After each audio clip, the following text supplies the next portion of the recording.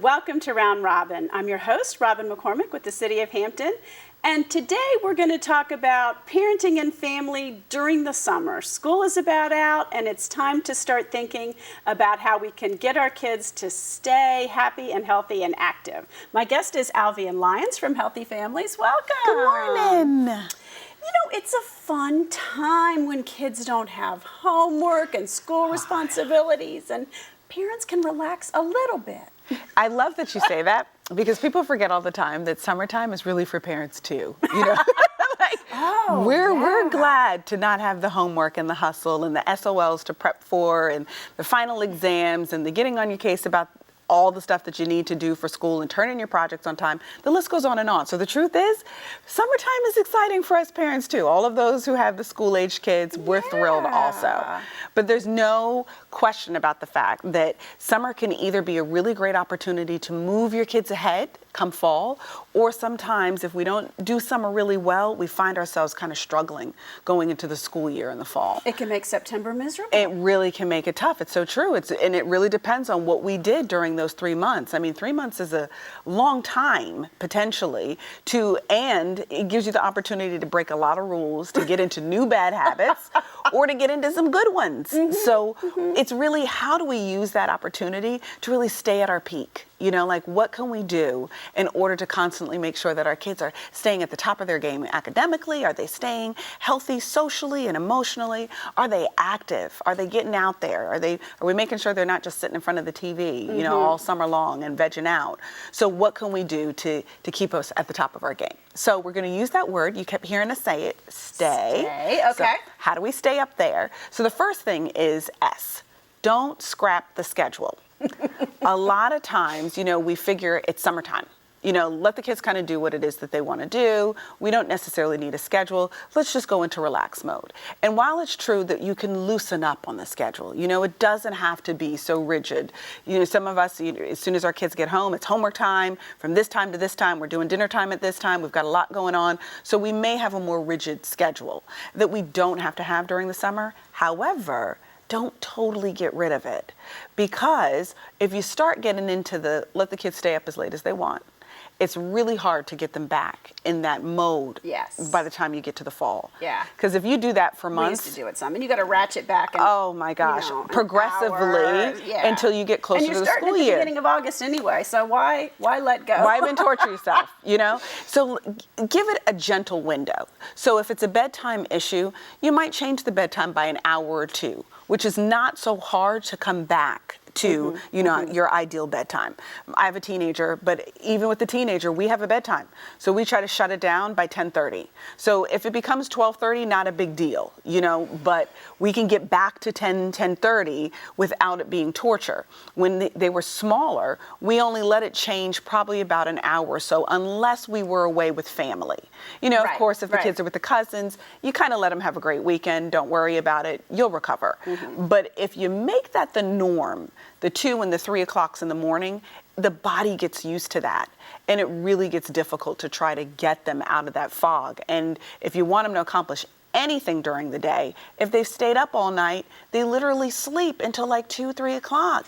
Well, and you know, this applies to families, I think, who have more flexibility because one of the parents stays home or a grandparent stays with them or whatever. But there are a lot of families whose schedule is sort of similar during the day. You know, the parents get up, go to work, drop a kid off at day camp. And by the way, Parks and Rec in Hampton has wonderful day camps, and it's never too late to register, even if you only need them, you know, for a block of weeks, not the whole summer. But, you know, so some people really don't have that flexibility. But you're saying even if you have that flexibility, don't take it. Don't do it. Don't go off the cliff. You know, it really makes things more difficult for both of you because it becomes a whole new battle. And parenting can be challenging enough as it is.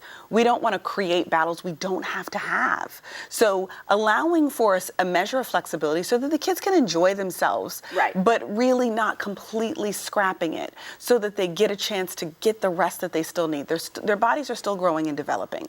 Their emotions are still tied to whether or not they're appropriately rested. Some of their decisions are based on their fatigue. So we want to make sure that we're not creating opportunities to present new conflicts that don't have to happen. We want to stay happy during the summertime. So maintaining some form of that schedule really does help to maintain a level of structure that reduces some of the stress in the house. So don't scrap the schedule altogether. Gotcha. Then T, the time factor.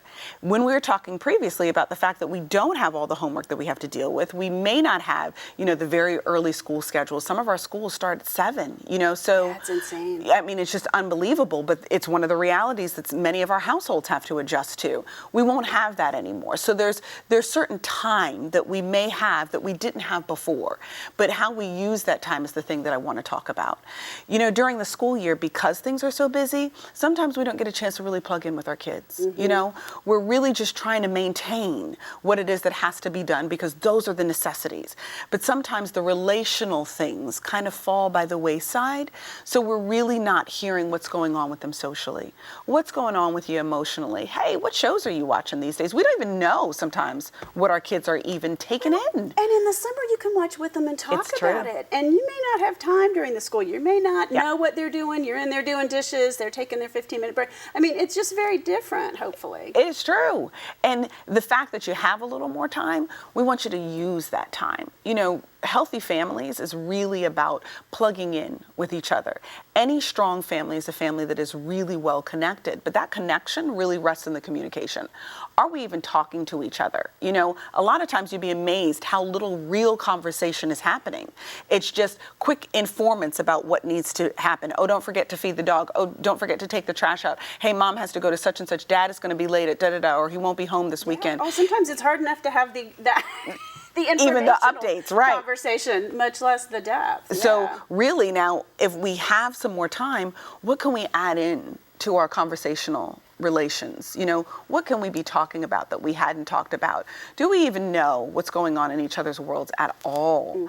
And it's scary sometimes to realize how little we know, or when's the last real conversation we had with our partners or with our kids. So summer's a really good time to plug back in. Don't waste those moments because we don't get them that often. And before you know it, with your kids, they're gone. And it's not that we ever stop being parents, but our access to them changes dramatically. So our ability to really get to know them as people changes in a lot of ways. So we don't want to waste that during the summer. So use your time well to plug back in with your kids. All right. Then A, accountability. One of the things that we all know as we become adults, the accountability factor is huge in our success. We are both responsible for things, but then we're accountable for the things that we are responsible for. So teaching accountability is so important. We do it during the school years where the kids know you've got work that you need to do, you got projects that you have to get in, you have assignments that you've got to finish. You're responsible for those things, but when you do them, there are certain rewards, but when you don't, you're also accountable for that as well. Well, summertime is a great opportunity for us as we're helping our kids to build that responsibility, to add new ones in. So you might not have been old enough to be responsible for the trash last year. But this summer, as we're transitioning into your middle school years, you need some new responsibilities. So summertime, we can practice those new things. Hey, you can clean your own bathroom now. You're old enough to be able to do that. Or you help clean up the kitchen or wash dishes. Or you sweep the floors, whatever it may be. Adding in some of those responsibilities, summer is ideal for that. Right, because you're less stressed and they're less stressed and there's makeup time so that if they didn't do it, they have time to do it, whereas you're not necessarily rushing out the door in a blind panic. Indeed. And the other thing, too, is it gives you time to figure out what works and what doesn't work. And how to teach them. Kids don't automatically know how to handle that. Know how to clean a bathroom. It's true. It's true. At Scouts, they learned that the way you clean a bathroom is with bleach and a hose because they were outdoor. And lifeguarding, my kids learned that, too. I'm like, no, you don't get to do that here. It's very different. It's true. It's true. They should just know this by osmosis. But no, you have to teach them. We do. And what we think is clean and what they think is clean are quite different. I'm struggling with that. Really, really different. So adjusting to what that is, understanding what that is, making sure that they understand. In my house, we call it guest clean. So I I tell my kids sometimes, okay, I need you to clean up the bathroom. Well, they'll clean it up at the level that they would clean it. But if I say, I need it guest clean, they understand that your regular level is different than this level. That's a great And I way. teach them that if someone were coming that was not part of the family and they're going to use that bathroom, they're going to see that differently, or they have to eat on those dishes or sit at that table or walk on these floors barefoot. There are different things that they would expect as a guest, no different than you would if you went to somebody else's house. So this is what guest clean looks like. So there's some days that I say just clean it up, and then there are other days that I say it needs to be guest clean. So sometimes we have to teach our kids two different languages. That's great. That That's may a come good- I'm with gonna use slightly that. different expectations, because sometimes I don't need it to be perfect, but I need you to do your job. But there are other times I want you to do the whole job. And that whole job for us is guest clean. So summertime for us was a great opportunity to teach some of those things, because I had months with you to practice it. And once you get it down, now when I expect you to do it and you still have other responsibilities from Right. school, you know this is how long it's going to take me. This is when I need to do things. This is what I might need to take care of. It makes it easier to integrate it into the year. So summer is an excellent opportunity to add in some new responsibilities that you hold them accountable for, so that by the time the school year starts again, they know how to do these things, and you can integrate those new responsibilities into the other things that they have to do while school's in session. So we like that A, because all of us parents want to teach our kids stuff so that they will be successful, because you're going to have to be accountable as an adult. And then finally, why? Say yes to some things that you're used to saying no to during the school year. And as parents, no comes so easy. It does. You know, it's almost a reflex response. You know, hey, can I go to such and such? No. And before we even know what the no is for, then we think, okay, I got to justify that no that I just used. No, because we have to such and such, or you're going to need to do blah, blah. It's so easy for us to go to no. And for many parents, it is very much a part of their language. So they're actually more wired to say no before they even consider a possible yes. It's always the reasons why we can't do something, rather than trying to find ways that we can make it happen. So I want you to make the conscious decision to try to say yes to a few more things. You have a little more time. And if we're going to enjoy each other, joy generally comes with yeses, as opposed to no's. It also gives the parents permission to have a little bit of fun. You know, with it's a little kid, maybe it's you build a fort under the dining room table Right. and read books. Or with bigger kids, you might go to a movie that you don't necessarily want Want to to see? see. Right? But it's not so bad. And it's not about you. Yeah. Sometimes And it's really then not. You can relax some of those times and talk about it afterward and have that shared experience and rebuild some of the fun that you don't get to have as much of during the school year. You said that perfectly, that word, that F word, the fun.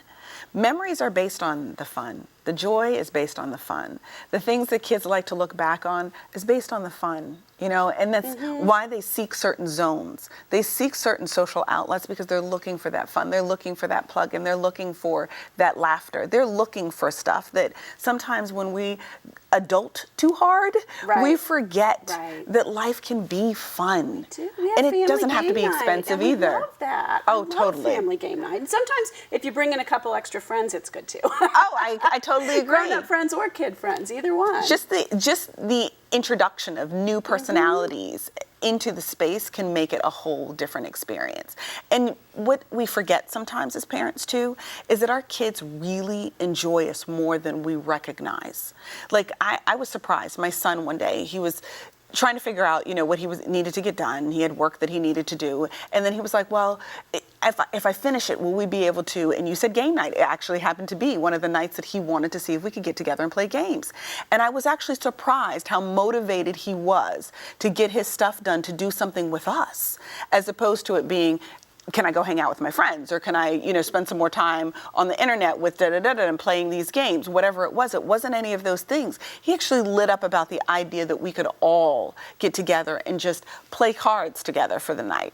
And so it made me think about the fact that how often as parents do we underestimate how much our kids really would like more of us.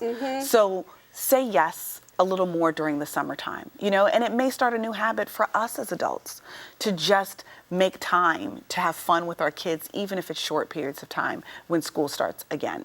But summer, it really gives us a chance to really stay at the peak of our game, and for some of us, to raise it a level. So keep in mind those 4 things. Those 4 things. And also keep in mind, it is also for the parents a time to recharge, because we are going so hard during the school year. It's true. I mean, It's we true. need that summer break as much as the kids do. And even if we're still working all day, we're not enforcing homework at night. We're not standing up with them. That is true. We get to change the dynamic a little bit. It's and, true. That's good for everybody. And for them, it might be staying healthy and happy, and for us, it might be staying sane. But it doesn't matter. That's the same thing in the We long need run. it. Absolutely. We all need it. But we have to use it well so that it really gives us a chance to pour into one another at a different level. Okay, that sounds great. Thank you so much. Oh, my pleasure. And thank you for watching. I hope this summer you will stay sane and get your kids to stay healthy and happy, and use it as a time to reconnect and recharge. Thank you so much for watching.